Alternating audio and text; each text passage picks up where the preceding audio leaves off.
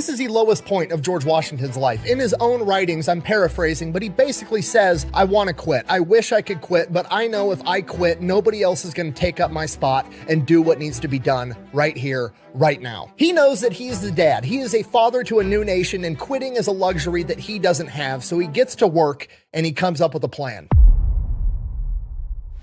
George Washington decides that somehow, someway, before December 31st at midnight, he needs to get a win. He needs to get a win so he can capture enemy supplies, and more importantly, he can get his men and the revolution as a whole some morale. He needs to prove to himself, his men, and the whole world that the British military is not invincible and that they can be beat. And then maybe, just maybe, his men will re-enlist and he can keep the revolution alive. He can turn this from a fourth quarter situation to a halftime situation, and he can come out of this winter with a bigger, better army that's ready to take the fight to the British. But in order to accomplish that, he's going to have to change everything. Up until this point in the war, George Washington has led a very conservative, defensive-minded war. He's going to have to flip that on its head. He is going to have to get aggressive and go out on the offense. He is no longer going to be the general sitting up on the hill overlooking the battlefield issuing orders. He is going to be on the front lines with his men, leading them in combat the entire time, because that's the only way his men are going to follow him. With that in mind, he decides they're going to go to the nearest British outpost